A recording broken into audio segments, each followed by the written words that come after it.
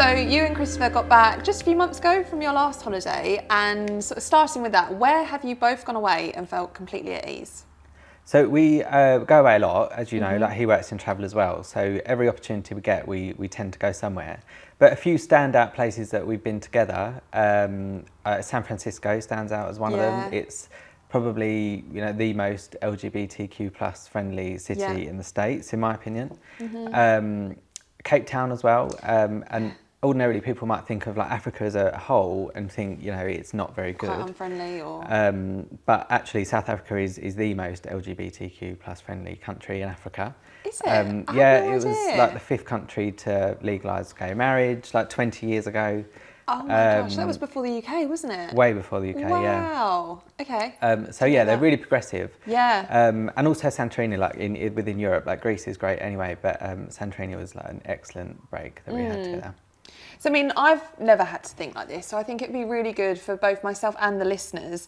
What makes a good experience? So if we start with San Francisco, for example. So San Fran, you arrive and it's just instantly a friendly place. You'll see like pride flags everywhere. But when we checked in even, the receptionist, he sort of laid out a map of, I was in Cape Town, a map of San Francisco. And instantly it was like, right, here's great for shopping, here's the gay village, here's, you know, where you'd get on to go to Alcatraz. Like he basically gave us a city tour and just mentioned everything. And you know, instantly you're like, okay. Yeah. Not a thing. Exactly, yeah. Like, great. Yeah, so it's subtle, you know, you don't need to be like, oh, welcome, like, you're welcome here. It's, you know, it was not a big deal. Very casual and that sounds lovely. Yeah. And then you've been quite a few times to Cape Town together as well, haven't you? So clearly you like it. What makes you kind of keep going back? Again, it's similar there really. You just know that you're not, it's fine, it's like a normal thing in the city. I guess in South Africa though, similarly to this country though, you know, big cities, they are progressive and more open-minded, but you'll go into some sort of small towns within South Africa, like you would in England even. True, and they're a bit more conservative. So you do just have to sort of think about that maybe, but in the cities, it's absolutely fine. Yeah, and so when they get it right, I mean, what kind of makes it for you? Is it to do with the hotels? Is it the people when you're out and about? I think it's definitely the people, because we've had, you know, some instances in the past, nothing bad, really, but it's all like subtle and sort of, you know, when people, you don't want to say anything, you know, just in case. Yeah. But in places where you don't have to think like that, then that is, for me, that is like, oh, great, it. Like that's... Yeah, straight away. There's no awkwardness, you know. Perfect. And can you tell us a little bit more about places where you have maybe had to sort of think twice or... Yeah, I mean, thinking twice, like often it comes as a natural thing to do. But it can be in the small things again. There's one example like of an actual destination, but sort of something that happens sort of worldwide is like simple like taxi transfers or airport transfers. Yeah. Where they might say, the driver might say, you know, are you brothers? Or, you know, they'll talk to you about like, are you friends? Are you brothers? Like really sort of delve in. You think, oh, okay. Like, don't ask. Like, just don't ask. And then you think like, do I answer right? Do I answer not right? Do I just shut up and get on with the transfer? So you really are having to go through different decisions in your head for that situation. Yeah, and often I just agree with the first thing they say, just for ease of not having to explain anything. Yeah, in Antigua, actually, and I've been to Antigua several times. Yeah. And only once I've had it, and it was a resort thing. Okay. It was a resort thing. It wasn't and out stuff. It wasn't in Antigua at all. And a couple of things actually in the same week. One was we was on the beach, and Antigua has great beaches, but the security is also very good usually in these hotels. And we was coming back from the beach, and the security guard looked at Chris and said, you know, what's your room number? He said, she checked on the system, like room number, and on that system you'll see that I'm on there as well. Yeah. But instead of just saying, yeah, okay, you're both fine to go, it was like, what room are you in? And I was like, okay, I'm in that room. You. Oh, you're in the same room? Yeah. And it was just awkward, you know? There was no need for it. Completely. And it was an adult-only hotel, like they should know. Yeah. You know, there's no families, so we was together or not. Yeah. You know? Yeah, precisely. And then that same week, actually, luckily, you know me anyway, and Chris, we're not ones for PDA or No. you know showing that in public anyway, like ever, Yeah. generally. So we would have been in the pool just doing normal stuff, Chatting to just one chatting, another, yeah. And luckily, an ex-colleague of mine was in the same resort. I didn't know at the time, but an American couple had like complained to the resort about us, just for being there, like just being there, making them feel uncomfortable. jeez. But instead of the resort sort of being neutral, or they sided with them, and yeah, it just made you Yeah. put a bit of a sour taste in it. Yeah, definitely. But luckily, my ex-colleague actually. So she overheard it and then She told overheard you? it and told me, yeah. Oh, God. But she knew me as well. Like, you know, we weren't Yeah. doing anything wrong No, at no, all. But this no. is quite common. Yeah. You know. Oh, that's a real shame that that they weren't more neutral. Yeah, exactly. But I mean, it's not all bad. Like in that same resort, like we got really friendly with one of the barmaids there, and she was great. Like, you know, so it was It wasn't all the isolated. staff. Yeah, Yeah. it wasn't all the staff. Yeah. And Antigua as a rule, like I've been there several times and Yeah. never ever had any issues. It's just that one sort of week stay. It got a bit, you know, tired. You know, didn't, you know, couldn't wait to get home really because Yeah, because that's it. Would you say it affected like the rest of your trip? Did you feel a little bit on edge when you were? I didn't feel on edge breakfast because together, or yeah, I didn't feel on edge. 'Cause I think I've got every right to be there as much as the next person. Of course. But I felt like, you know, who's watching, or That's you what know, I mean. Yeah. Yeah. Yeah. And it was awkward, like when we saw that security card again. Yeah, You know, because I didn't of say anything course. to the result because I thought they're siding with the American couple. Like they're not going to say anything. Yeah. So. Yeah. Yeah. No, it's a real shame that it did affect things. And Yeah, but I mean, it wasn't horrendously bad. It was just a bit awkward. Would you say there's a difference between feeling accepted and being made to feel welcome? 100%. Yeah. There's certain countries in the world where the hotels just get it right, no matter where they are in the world. Yeah. And I think Maldives is a really, really good example of that. Okay, yeah. Being that it's quite a strict Muslim country. So when you get on, and Maldives is a very strict Muslim sort of city or destination. But when you're at the hotels, it's Worlds apart. worlds apart. Yeah. You could be anywhere, really. Yeah. I think Maldives is very Maldivian. Not as strict. It's not as strict on the islands, Yeah. yeah. And the staff just get it right. So Maldives, they get, you know, huge amounts of international tourism. So they'll see all sorts of nationalities, Yeah. people from different communities. Yeah. So, you know, they're just very open-minded on Yeah. the resorts. Of course. So yeah, I've been to sort of 12, 13 different islands in the Maldives and I've never ever felt uncomfortable. Good. And I think there, being that it's a Muslim country, you'd often think that you would, because I've been to other Muslim countries. Yeah. But they're absolutely no problem When at you're all. on that and island. it was one of my favourite destinations, in Yeah. fact. Yeah. Lovely. And they know you're there as a couple as well. Like there's no sort of questioning why Yeah. you're there either. Yeah. But yeah, service and everything is spot on in the Maldives. So of course, day by day, times are changing and destinations are becoming more progressive. Where are you seeing real progress when you travel?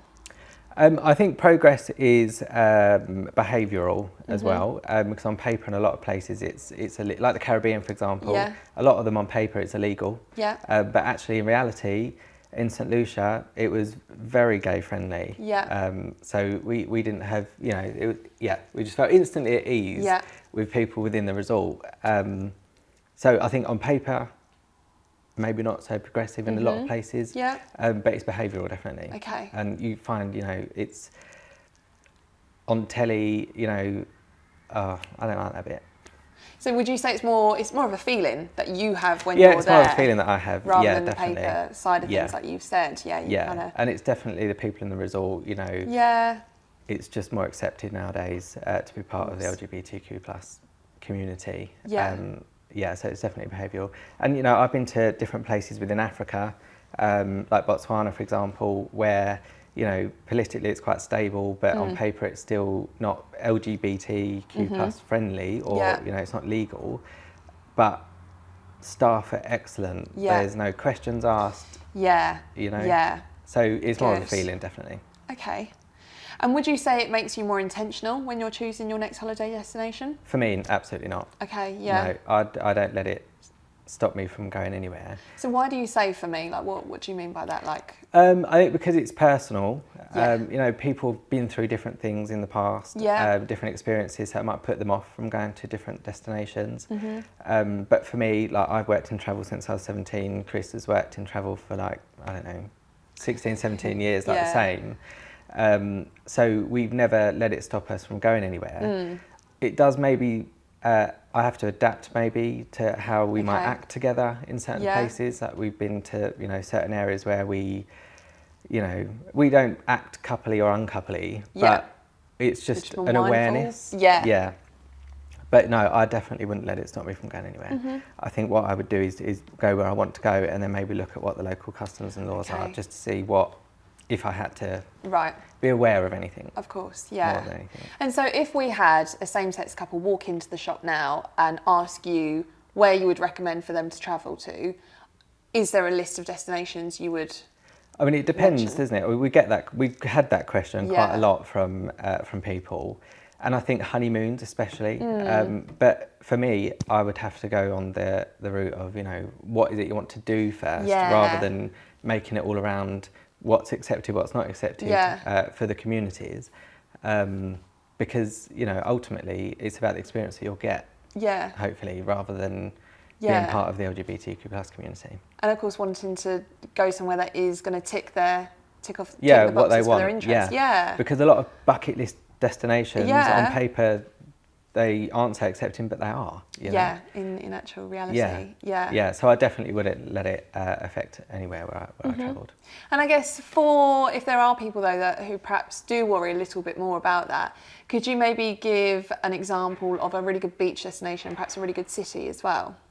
Yeah, I think within Europe, like Greece is a great beach destination, as is some of Spain, are really good.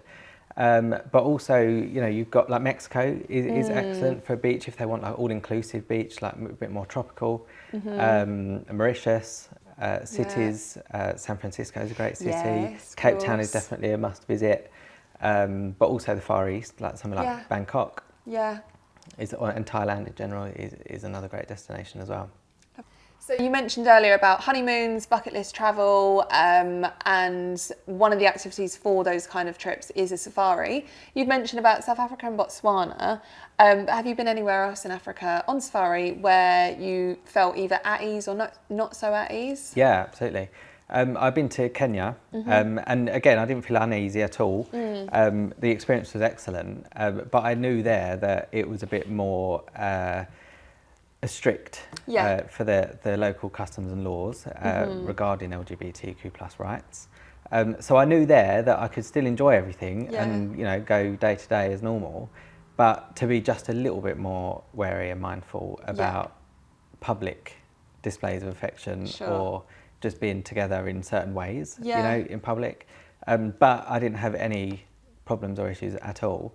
And I've known colleagues that have travelled all around East Africa that are part of the community that have also, you know, similar to me, had good experiences. Had good experiences because they know what to expect when they get there. Yeah, sure. Yeah. So whilst we were planning the different episodes that we were going to do for this season of the Luxury Travel Podcast, you actually put out on your LinkedIn kind of if there are any questions that anyone had or wanted any more information. And one of the questions that came through was someone who is a solo traveller wanting to take their first holiday, perhaps wanting a little bit of nightlife and, you know, obviously somewhere that they feel safe to be themselves. Where would you recommend for that person? I think there's a couple of different options I'd recommend. If it's first time solo holiday, it can be quite daunting anyway. So I think a cruise is a great option because instantly you've got safety in numbers with so many other people on board. Lots of inclusions, nightlife if you want it, not if you want it.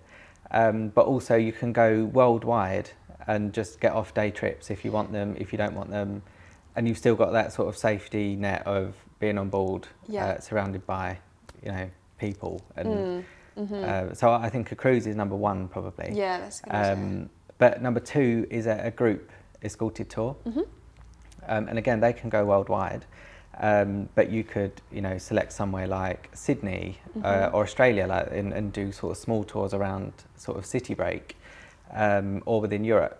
They're great options. But again, it's that safety in numbers. If you don't want to be quite on your own or equally, if you're happy to be on your own, then a city is always a good option. Or like Athens and Santorini or Athens and Mykonos, something like that. Another good option.